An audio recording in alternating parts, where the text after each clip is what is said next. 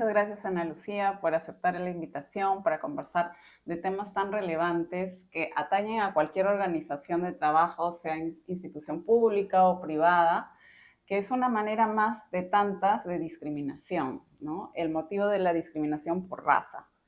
Desde tu perspectiva como comunicadora, cuando tú escuchas esa frase de el racismo ya no existe, ya en nuestro mundo actual, en el 2026, ya no existe Ujú. racismo. ¿Cuál es la percepción que tú tienes del mundo del trabajo? Bueno, en realidad el racismo todavía está vigente, no es que se haya eliminado, no es que haya desaparecido, lo que pasa es que, digamos, el racismo como un sistema va mutando y se va transformando, ¿no? Porque además el racismo se formó y se creó de una forma bastante fuerte. Fue un sistema bien creado, bien construido, con cimientos muy fuertes que lo que ha hecho y lo que ha generado es que vaya adquiriendo nuevas formas y también nuevas manifestaciones que hacen que lo que veamos ahora sea un poquito más difícil de identificar, ¿no? Podemos decir que es un poco más sutil, podemos decir que ahora es mucho más normalizado, que la gente ya no lo nombra de forma tan evidente o no hay estas agresiones directas, pero el racismo sigue muy vigente en nuestra sociedad y ahora lo que tenemos son estas manifestaciones mucho más, eh, digamos, que se encuentran como por debajo de la superficie, ¿no? Pero que siguen generando estos tratos diferenciados entre las personas. Ujú. Cuando hablas de este tipo de comportamientos o conductas, ¿exactamente a qué te refieres? ¿Podrías citar algún ejemplo para que sea más visible? Sí, bueno, lo primero que pasa con el racismo es que hace varias cosas, ¿no? El racismo como un sistema se construyó con un componente ideológico, ¿no? El componente en principio que valida la idea de la raza, ¿no? Lo que hizo el racismo fue crear todo este sistema que categoriza a las personas en razas o las divide en especies. Y luego también le dotó de todo un componente científico, todo un componente que le daba, digamos, esta consistencia a lo que se decía, y luego lo que hace también es asignarle algunas características, atributos que se asumen como naturales, pero que en realidad no lo son, ¿no? Entonces, hay todo este conjunto de ideas que se han ido nutriendo con la interacción social, que se han ido transmitiendo de generación en generación, y que hacen que asumamos ciertas cosas sobre las personas a partir de lo que vemos, ¿no? En cada país, en cada ciudad, en cada región, eso tiene sus particularidades, pero básicamente es cómo funciona. Y a partir de eso, a pesar de que ya a finales de los 80 o inicios de los 90 se ha descubierto y se ha identificado que el concepto, la noción de razas no existe biológicamente, todavía seguimos utilizando la idea de razas como un concepto social, ¿no? Entonces yo siempre como que lo uso también entre comillas, porque a pesar de que no existe, sí existe, ¿no? Ujú. Eh, y lo otro que hace es que efectivamente genera toda una expectativa social que lo que hace es que tratemos de manera diferenciada a las personas, que asumamos ciertas cosas, como decía, de la gente, y que a partir de eso hagamos ciertas distinciones en la sociedad, ¿no? Tratemos a algunas personas de manera distinta, a nivel estructural también los estados se puedan reorganizar para que algunas personas no tengan acceso a algunas oportunidades, y lo que vamos a ver, digamos, que nos dice también los datos a nivel regional y a nivel mundial, es que hay algunas poblaciones que son sujetas de mayores desigualdades o que tienen menores accesos a ciertas cosas, ¿no? Es un plano estructural, pero también en el plano más de interacción, lo que vemos es cómo aparecen los estereotipos y los prejuicios, ¿no? Lo que uno piensa de una persona por cómo la ve y también cómo uno reacciona de manera inmediata, de manera como muy automática a esa persona, asumiendo o esperando que esa persona actúe o se comporte de alguna manera por lo que ve o por la raza que asume que esa persona encarna, ¿no? Entonces yo veo una persona que se ve, no sé, asiática y asumo que es buena para los números o para las matemáticas porque todos los asiáticos son así, ¿no? O veo una persona afroperuana y asumo que sabe bailar bien o debe cocinar bien o es buena para el voleibol si es mujer o para el fútbol si es hombre, ¿no? Hay una serie de cosas que repetimos que no necesariamente son ciertas o que le aplican a toda una población, sino que se desprenden de ya sea una experiencia particular que uno ha tenido con una persona o una idea que se viene repitiendo en la sociedad y que nos hace creer que eso representa a toda una población en su conjunto, ¿no? Y además que lo que hace es que nombra a esta población o que asocia a esta población solamente con esa característica, pero no con otras características que puede tener, ¿no? Claro. Es en esta condición de estos estereotipos que se manejan socialmente, tienen un efecto directo al momento de contratar a las personas, ¿no? En el mundo del trabajo, eso se ve tanto al inicio, cuando se contrata o se selecciona el personal, donde muchas veces inclusive la persona dice, yo voy por este puesto, pero al final me han solicitado que limpie la Sí, oficina, porque yo no cuento con la imagen que quisieron que yo tuviera, cuando en realidad yo sí cumplo con los requisitos para ser recepcionista o recibir las llamadas, pero ahora estoy limpiando pisos. También lo vemos cuando eventualmente se solicita un ascenso, se da supuestamente una preferencia objetiva, ujú, y cuando se compara el perfil, muchas veces técnicamente van de la mano, la experiencia también es similar y hay un porcentaje subjetivo, ¿no? sí, Que obviamente no le ponen el nombre, ¿no? Tienes esta característica racial o tienes otra en el entorno laboral que podría ser más atractivo socialmente, por ejemplo, para el tema de las ventas, comercialmente, ujú. y tú como eres distinto o distinta, te ponemos en el back office. ¿Cómo es tu lectura al respecto en el sector del trabajo? Mira, hay algunas evidencias, sobre todo para el caso de Perú, que reflejan bien lo que tú mencionas, ¿no? Y de hecho creo que hay algunas cosas que han estado cambiando, sobre todo en temas de contratación, pero que sí se pueden ver, sobre todo ahora en los temas relacionados a los ascensos o qué es lo que pasa cuando ya las personas son incluidas dentro de la organización, digamos, ¿no? Pero sobre el tema de la contratación me gustaría regresar a algunos estudios que se hicieron en la década de los 2000 más o menos, que hizo la Universidad del Pacífico, que hizo esos ejercicios que ya se han replicado en otros países con los espacios de contratación. Entonces, ¿qué hicieron ellos? Dos cosas que me parecieron bien interesantes. Lo primero que hicieron fue un estudio cuantitativo, enviaron currículums ciegos básicamente, currículums exactamente iguales, solamente cambiaban fotos y nombres. En esa época me acuerdo que se enviaban todavía currículums con foto, Claro. y lo que hicieron fue enviar a puestos de trabajo reales currículums exactamente iguales con fotos de personas afroperuanas e indígenas y fotos de personas blancas o blancas mestizas y también cambiando apellidos, ¿no? Con apellidos que se reconocían como apellidos indígenas o apellidos afro, y lo que se encontró efectivamente es que hay una tasa menor de llamadas para poder ir a unas entrevistas de trabajo, ¿no? En el caso de población afrodescendiente creo que era 30% menos, en caso de población indígena 50% menos, no Ujú. solamente por apellido y foto, no por credenciales, no por formación, porque los currículums eran exactamente iguales, eran espejos y lo que cambiaba era solamente la foto y el nombre. Entonces ahí vemos que hay un primer sesgo, que no es un sesgo de qué tan talentoso seas, no aplica el tema de la meritocracia, que de la que se habla un montón en el Perú, sino básicamente cómo te ves y qué apellido tienes, Ujú. ¿no? Eso fue el primer filtro que hicieron, y el segundo ejercicio interesante que hicieron fue hablar con reclutadores Ujú. para preguntarles qué es lo que estaba pasando y dónde estaba el, la barrera para poder contratar a las personas, o cuál era el problema por el cual las personas, principalmente indígenas o afros, no estaban ascendiendo, llegando a puestos de toma de decisiones. Y ahí entra bastante lo que tú mencionabas, que tiene que ver con esta idea del fit cultural, ¿no? Que es un eufemismo básicamente para decir estas personas no calzan con el ideal corporativo que nosotros buscamos, ¿no? Entonces hablaba mucho de que no correspondían con el fit cultural, que de repente no iban a poder calzar con el estilo de vida esperado de personas que estaban en alta dirección y algunas otras cosas que, digamos,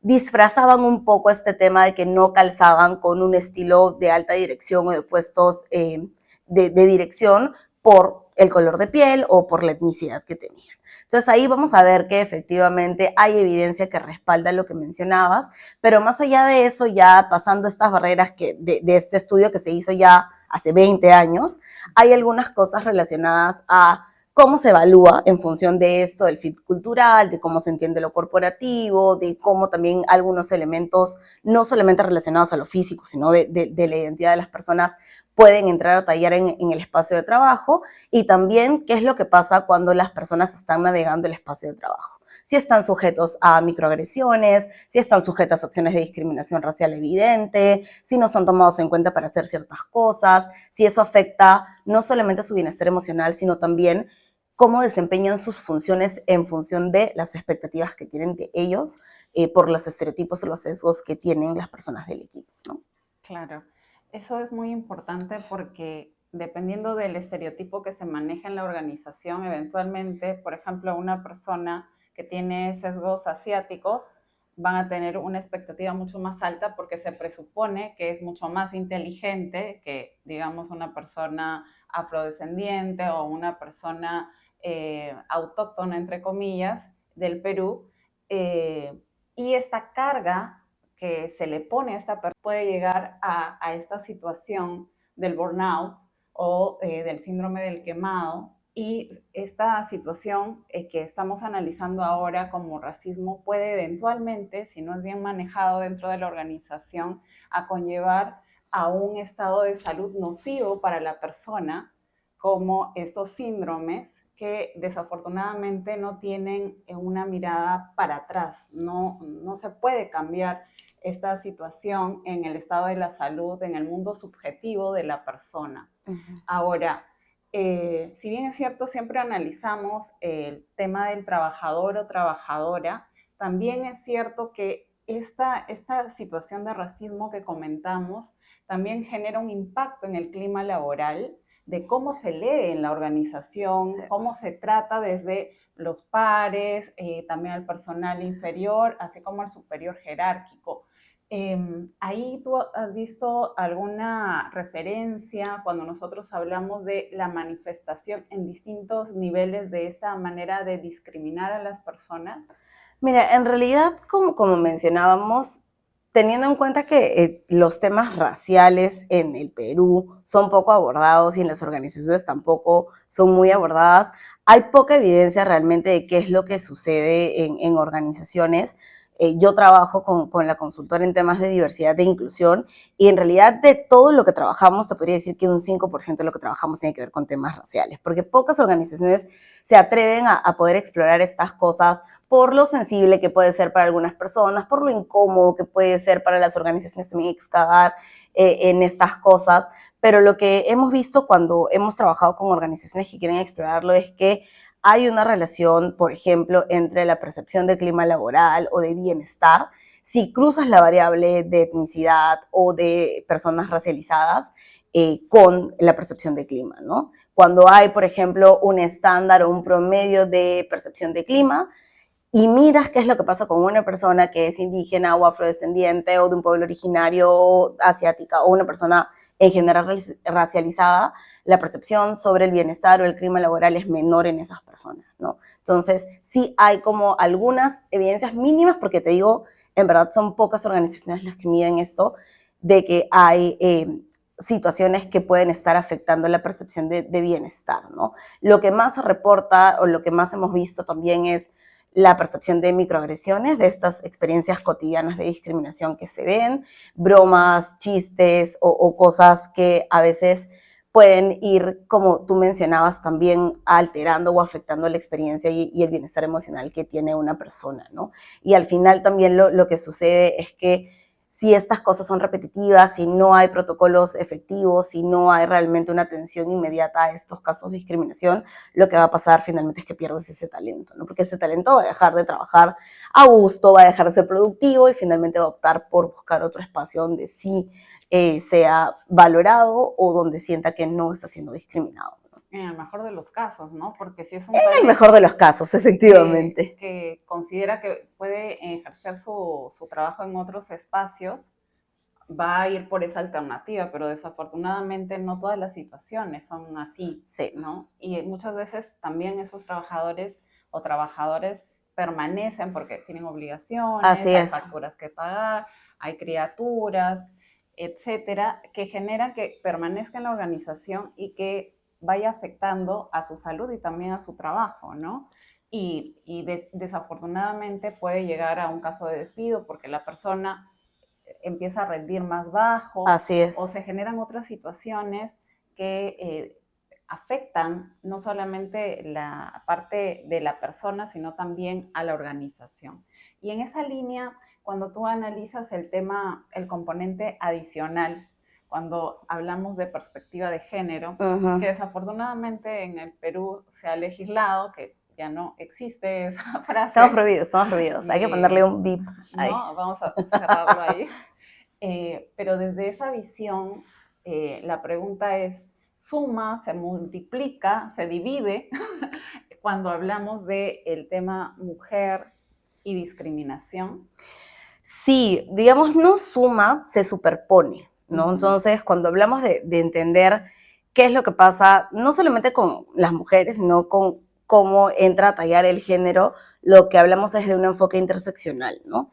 Y lo que nos dice la interseccionalidad es que no estamos sumando identidades, sino que son identidades que se superponen y uno no puede como quitar una o poner otra de forma adicional, ¿no? Entonces son identidades que siempre están, que existen de manera simultánea y que afectan de forma diferenciada la experiencia que una persona puede tener. Entonces, si sumamos la identidad étnico-racial o la identidad racial con el género o con la orientación sexual, todas estas cosas pueden hacer que la experiencia de una persona pueda ser distinta, ¿no? Lo que se espera de una persona racializada, si es hombre o si es mujer, no va a ser lo mismo, ¿no?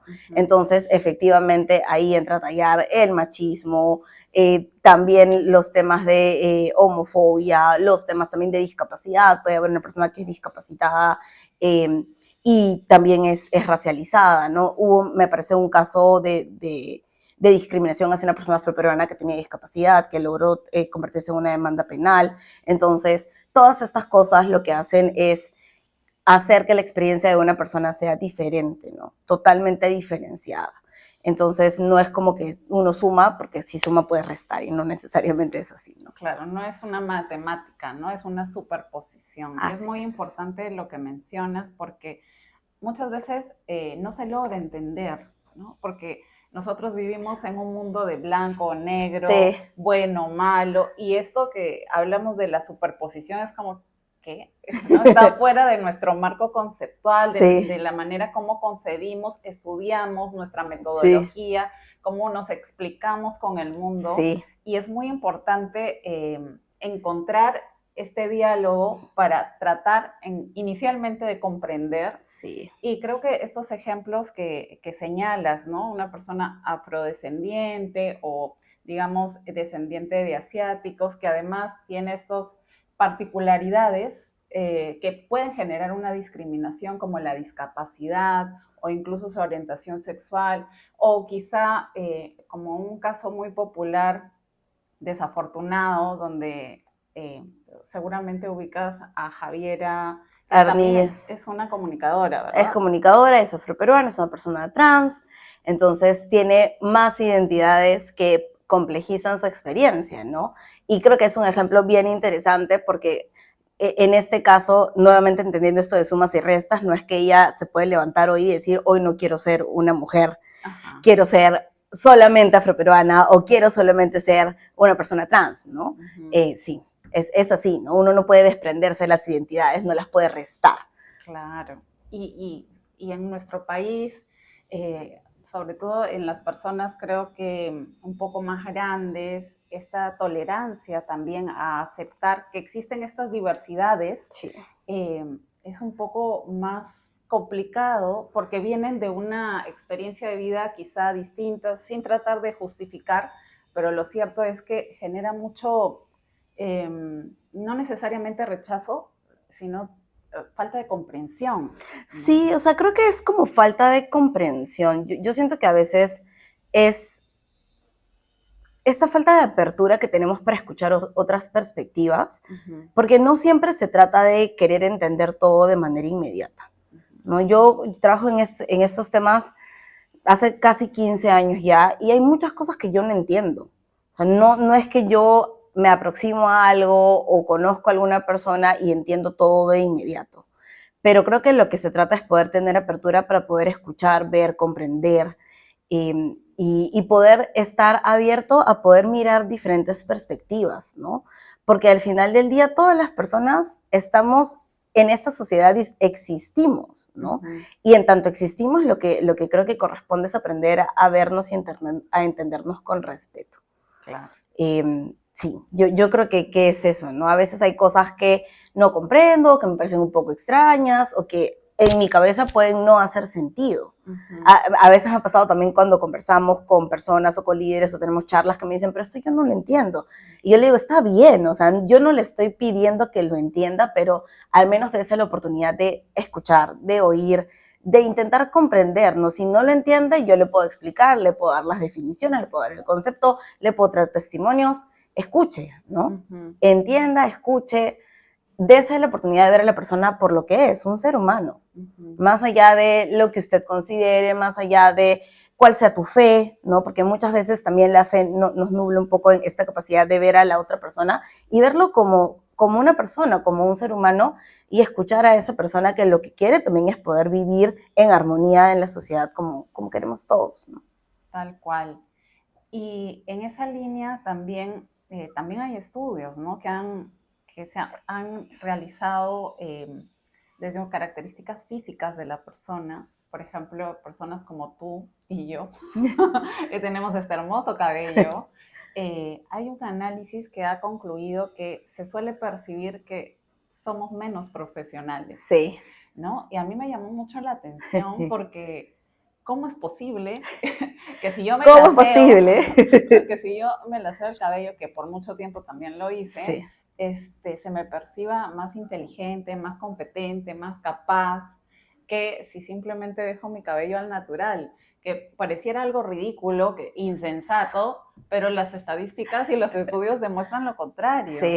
Sí, lo es. En realidad creo que casi todas las personas que hemos pasado o que tenemos el cabello rizado y hemos pasado por el mundo corporativo, hemos pasado por procesos de alisado, que además son procesos totalmente nocivos para nuestra salud. Totalmente. Y eso sí lo quiero dejar súper en claro. O sea, hay ya estudios que comprueban que las personas que tienen alisados permanentes tienen mayor riesgo de sufrir cáncer. Sí. Entonces, nos someten a procedimientos violentos que además ponen en riesgo nuestras vidas. Nos sometemos también. Sí. No es que la corporación nos obliga, tienes que lasearte, ¿no? Necesariamente. Podrías hacer otros procedimientos, pero uno considera para la comodidad que hay que estar laseada y son procesos dolorosos físicamente que a largo plazo tienen impactos en nuestra salud. Tal cual. Pero sí, o sea, hay varios estudios que demuestran que efectivamente ha habido un requerimiento de profesionalidad o tener el cabello ordenado, ¿no? Yo antes no entendía qué cosa significaba tener el pelo ordenado, ¿no? Para mí es como yo tengo mi pelo ordenado porque, digamos, está limpio, está ordenado, me cuesta bastante mantenerlo, porque este cabello que ustedes ven aquí no es barato. Entonces, no es que esté desordenado, pero hay toda una idea que yo he venido como pensando en los últimos años también sobre qué cosa es lo corporativo, ¿no? O qué significa verse ordenado en lenguaje corporativo, ¿no? ¿Por qué un terno es o un sastre sí es ropa formal y un traje típico no lo es, ¿no? ¿Por qué el cabello afro o las trenzas no son un peinado formal y el cabello lacio sí? O sea, ¿por qué pasan estas cosas? Y como tú bien mencionas, es el cabello que naturalmente sale de nuestra cabeza, ¿no? Y todo esto también es consecuencia de cómo se ha creado el lenguaje, como decía, que es un eufemismo para esconder el racismo que habita en las sociedades, ¿no? Porque no solamente pasa aquí, inclusive pasa en otros países desde muy chiquitas a las niñas en los colegios, ¿no? Yo tuve la oportunidad de estar hace muchos años en Panamá. Y yo era más joven, me acuerdo, y me pasó que salí para ir a algún lado en bus y fui con las niñas que iban al colegio y a las niñas desde muy chiquitas las lacean porque les piden, ahí sí es como las obligaban que vayan con el cabello laceado al colegio. Ahora ya hay como nuevas normativas, me parece que hace un par de años ya han normado de que está prohibido que no les permitan ir con el cabello rizado, pero hasta hace algunos años no les permitían ir con cabello rizado a las niñas afro al colegio, ¿no? Entonces hay toda una idea de que el cabello rizado no es profesional, de que no se ve bien, de que los estilos como las trenzas o otros estilos protectores como los braids o digamos los twists, que son como estilos que a veces utilizamos, no son profesionales, que tienen que ver con las secuelas que el racismo ha dejado en nosotros, ¿no? Sí, es muy desafortunado, pero existe y es lamentable, ¿no? Porque como bien señalabas, hay una obligación que nosotros también lo adoptamos porque en nuestra sociedad eso es lo correcto. Así es. Eh, y en algunos casos, otras personas dirán, porque también me lo sugirieron alguna vez, tienes que ser rubia. Sí, hay que ser rubia, hay que ser Glaseate, tienes que glacia. ser rubia para que tengas más éxito en la vida, en el mundo corporativo, ¿no? Y claro, era como que, E inclusive delgada, ¿no? Ya hay además, estudios que hablan de cuál es el costo adicional de ser delgada y que las personas que son más delgadas tienen más éxito también. claro, y esos estereotipos o estas ideas eh, también se encuentran dentro de lo que denominamos la discriminación por raza, porque ya estas perspectivas de que tienes que ser rubio, tienes que ser delgada, pareciera que ya no están tan ligado al tema de la raza. ¿Cuál es el límite que nosotros podemos identificar si es que lo hay o no? En realidad todos, desde mi perspectiva, todas las discriminaciones están como entrelazadas, ¿no? Son Y como todas son primas prohibidas, hermanas, todas están prohibidas por la Constitución. además. Pero son como primas hermanas, ¿no? Es como que Ujú. están ahí agarradas de la mano unas con otras porque toman algunos elementos de los sistemas ideológicos que las componen, ¿no? Entonces, claro, si quieres ser rubia, no necesariamente es como que quieres blanquearte, pero sí tomas algunos elementos de lo que la ideología racista te dice, ¿no? Si quieres ser más delgada, también. A veces se asocia mucho a las corporalidades negras principalmente, con cuerpos más voluminosos. Entonces, quieres ser más delgada, también te estás como tomando componentes ideológicos de ideologías racistas, ¿no? Entonces, todas las discriminaciones se toman y prestan elementos y conviven también y coexisten juntas, ¿no? Entonces, al final, creo que cuando hablamos de cómo eliminar o tratar de eliminar la discriminación, hablamos de eliminar todas, ¿no? Ujú. No es posible hablar de, sí, quiero eliminar este tipo de discriminación, pero este otro no Hay me que importa, ¿no? mantenerla, O claro. este otro no lo trato, no lo hablo, no quiero eliminar la discriminación de género, pero la discriminación racial no. Ujú. Porque claro, puedes eliminar la discriminación de género, pero si hay mujeres afrodescendientes que están sufriendo racismo y no eliminas el racismo, van a seguir sufriendo discriminación. Y también hay discriminación de género si hay mujeres racializadas que sufren racismo. Tal cual.